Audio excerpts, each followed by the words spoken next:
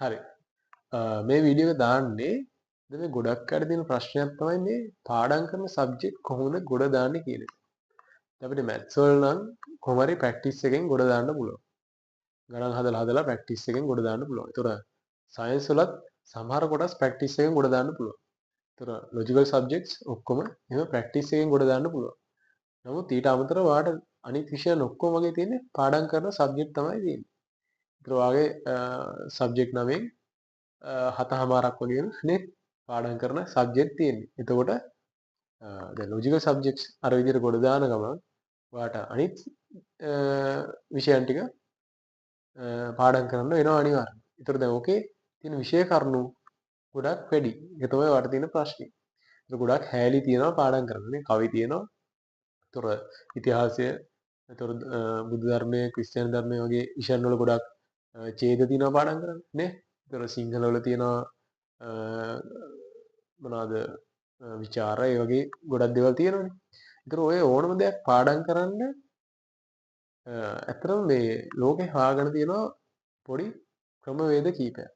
ඒතර ওই ක්‍රමවේද ටික අපි පාවිච්චි කරොත් අපිට මේ දේවල් ඊටම ලේසියෙන් පාඩම් කරගන්න පුළුවන්. ඒතර ඔය ප්‍රශ්නෙට උත්තරයක් හොයපු ප්‍රධාන විද්‍යාඥයෙක් තමයි මේ රිචඩ් ෆයිමන් කියන්නේ. ඒතර ඔය රිචඩ් ෆයිමන් කියන විද්‍යාඥයා කැල්ටෙක් යුනිවර්සිටි එකේ USA වල කැලිෆෝනියා වල මේ කැල්ටෙක් යුනිවර්සිටි එකේ හිටපු මහාචාර්ය කෙනෙක්. ඒතර එතුමා කැල්ටෙක් යුනිවර්සිටි එකේ හිටපු ශිෂ්‍යයම තමයි පස්සේ මහාචාර්ය කෙනෙක් වෙලා තියෙනවා ඒ යුනිවර්සිටි එකේම. ඒතර එතුමා හොයාගත්ත පොඩි ක්‍රමවේදයක් තියෙනවා මේ ෆයිමන් ටෙක්නික් කියලා. ඒතර ඔය ෆයිමන් ටෙක්නික් කියන්නේ දැන් අපිට ඔය පාඩම් කරගන්න අවශ්‍ය විෂය කරුණු. දැන් මොකක් හරි සංකීර්ණ විෂය කරුණක් වෙන්න පුළුවන්. සංකීර්ණ කියන්නේ ගොඩක් කන්ටෙන්ට් එක වැඩි. පාඩම් කරන ගොඩාක් තියෙන මොකක් හරි ඡේදයක් වෙන්න පුළුවන්. හරි.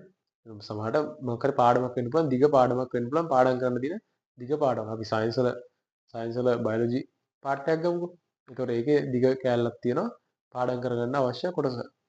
ඒතර මෙතනදී මේ ෆයිවන් විද්‍යාඥයා කියන්නේ මේ කොටස ඔයා අවබෝධයෙන් කියවන්න. ඒ කියන්නේ වචනයක් විදිහට මතක තියාගන්න නෙමෙයි. දැන් ඔයා දැන් දෙයක් පාඩම් කරද්දී ඔයා නොදැනුවත්ම ඒක අර ඡේදයක් කියවන ගන්නට තමයි පාඩම් කරන්නේ. කියන්නේ ඡේදයක් කියවන විදිහට තමයි පාඩම් කරන්නේ.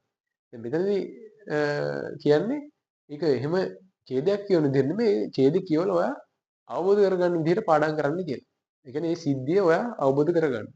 ඒක නැත්තම් කතන්දරයක් විදිහට ඔයා ඔලුවට දාගන්න මොකක් හරි සිද්ධියක් විදිහට ඔලුවට දාගන්න. ඒකට හේතුව දැන් හිතන්න මෙහෙම උදාහරණයක් ගත්තොත් දැන් ඔයා පාරේ යනවා. පාරේ යද්දි මොකක් හරි පාරේ ඇක්සිඩන්ට් එකක් වෙනවා. ඒ ඔය ඇක්සිඩන්ට් එක වෙද්දි දැන් ඔය ඇක්සිඩන්ට් එක වෙද්දි ඔයාට සිද්ධි දාමේ එකින් එක මතකයි. මේ වාහනයක් ආවා මේ අනිත් වාහනේ හරහාට දැම්මා. එතකොට මේ වාහන දෙක එකට හැප්පුණා නේ. එතකොට ඉතින් පස්සේ සිද්ධිය ටිකත් ඔයාට එකින් එක මතකයි. හැබැයි මේ සිද්ධිය ඔයා කොයිලකත් පාඩම් කරේ නැහැ. ඔයා මේ සිද්ධිය පාඩම් කරේ නැහැ.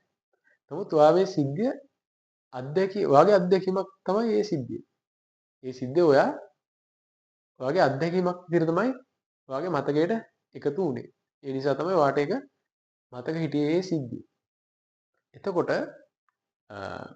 මෙතනදී ඔයාගේ මොළයට ලේසි ඒ වගේ සිද්ධියක් අත්දැකීමක් විදිහට ඔයාගේ මතකයට එකතු කරගන්න පාඩම් කරන ඡේදයක් විදිහට එකතු කරගන්නවට වඩා.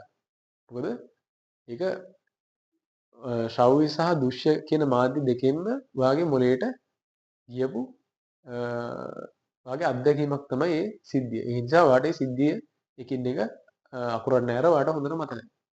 දැන් ඔයා පාඩම් කරන්න ආපුවම ඔයාට සිද්ධ වෙන්නේ මේ ඡේදයක් විදිහට තමයි ඔයාගේ මේ විෂය කරුණු ටික තියෙන්නේ.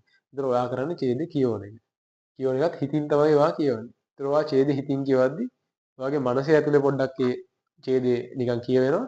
ඒ ඇරෙන්න ඔයාට දෘශ්‍ය මාර්ගයෙන් විතරයි ඒක මතක හිටින්නේ. ශ්‍රව්‍ය මාර්ගයෙන් මතක හිටින්නේ නැහැ. මෙතනදී කරන්න ඕන ඔයා ඡේදය ශබ්ද නගා කියවන ගමන් ඔයා ඡේදේ අදහස ඔලුවට ගන්න. ඒ වෙන සිද්ධිය, ඒ කතන්දරය ඔලුවට ගන්න. ඔලුවට අරගෙන ඔයා මේක හොඳට අවබෝධ කරගන්න. අවබෝධ කරගෙන ඔයා මේක අනිත් පැත්තට. ඒ කියන්නේ ඔයා ඉස්සෙල්ලා අවබෝධ කරගන්නවා. ඊට පස්සේ අනිත් පැත්තට ඔයා මෙතන ඔයාගේ මේසේ ගාව තියෙන මොකක් හරි ඔරලෝසුවකට හරි මොකක් හරි පිළිමයකට හරි මොකෙක හරි නැවත වතාවක් ඔයා ඒක පැහැදිලි කරන්න ඔයාගේ වචන වලින්. මේක පොඩි සෙල්ලමක් වගේ කාට හරි හිතෙන්න පුළුවන්. නමුත් මේක ඇත්තටම වැඩ කරන ක්‍රමවේදයක්. කියන්නේ මේක ඔයා නැවත වතාවක් අනිත් පැත්තට පැහැදිලි කරන්න මේ විෂය කරුණු ටික ඔයාගේ මේසේ තියෙන මොකක් හරි පිළිමයකට හරි ඔරලෝසුවකට හරි මොකක් හරි දෙයකට ඔයා අනිත් පැත්තට පැහැදිලි කරන්න. දැන් කෙනෙකුට එන්න පුළුවන් තව ප්‍රශ්නයක් තමයි දැන් විද්‍යාව වගේ විෂයක නම් එහෙම අර අවබෝධ කරගන්න පුළුවන් විෂය කරුණු තියෙනවා. නමුත් දැන් කෙනෙකුට හිතෙන්න පුළුවන් ඒක ඉතිහාසය වගේ විෂයක. ඒතර ඒක අවබෝධ කරගන්න දේවල් නෑනේ. ඒක මතක තියාගන්න කෙලින්ම තියෙන්නේ. ඒතර කවි පාඩම් කරන්න එහෙම. ඒ වගේ දෙයක් ඒතර අවබෝධ කරගන්නේ නෑ. ඇත්තටම මේ වගේ තියෙනවා අවබෝධ කරගන්න. ඒකට ඉතිහාසය වගේ විෂයක ඡේදයක් ගත්තොත් ඔයාට අනිවාර්යයෙන් ඒකේ කතන්දරේ ඔයාට හිතින් මවන්න පුළුවන්. ඒක මෙහෙම වෙන්න ඇති, මෙහෙම වෙන්න ඇති, මෙහෙම වෙන්න ඇති කියලා ඔයාට මේ සිද්ධිය ඔළුවෙන් මවන්න පුළුවන්. මෙතන මේ අවබෝධ කර ගැනීම වෙනුවට කරන්නේ මේ සිද්ධිය ඔළුවෙන් මවන එක. මේ සිද්ධිය ඔළුවෙන් මවලා ඊට පස්සේ අර විදිහටම අනිත් පැත්තට මොකක් හරි තියෙන ඔරලෝසුවට වෙන්න පුළුවන්, පිළිමයකට වෙන්න පුළුවන්. ඒක අනිත් පැත්තට ඔයා පැහැදිලි කරන්න ඔයාගේ වචන වලින් සරලව. ඒතර මේක කොයිතරම් දුරට සරලව ඔයා පැහැදිලි කරනවද කියන එකෙන් ඔයාටම තේරෙනවා මේක ඔයාට කොයිතරම් දුරට තේරලා තියෙනවද කියන එක. හරි. එතකොට දැන් තව කෙනෙකුට හිතෙන්න පුළුවන් මේක පැහැදිලි කරනවා නම් ඉතින් අපිට මතක හිටින්න ඕනේ නේද කියලා. ඒ කියන්නේ දැන් ඔයාට මේක පැහැදිලි කරන්න පුළුවන් වෙන්න නම් ඔයාට මුලින්ම මේක මතක තියෙන්න ඕනේ නේද කියලා. හරි.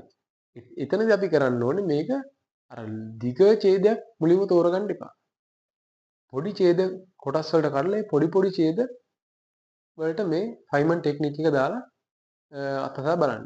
කියන්නේ පොඩි ඡේද වල ලොකු පිටු ගණන් එකපාර පාඩම් කරලා ඒ සම්පූර්ණ අයිඩියා එකම අනිත් පැත්තට කියන්න යන්න එපා. පොඩි ඡේද පාඩම් කරලා ඒකට ෆයිමන් ටෙක්නික් එක දාලා බලන්න. හරි. එහෙනම් මේක අතහදා බලලා ඒකේ ප්‍රතිඵලය කොහොමද කියන එක පොඩි කමෙන්ට් එකක් දාන්න. channel එක subscribe කරලා තියාගන්න.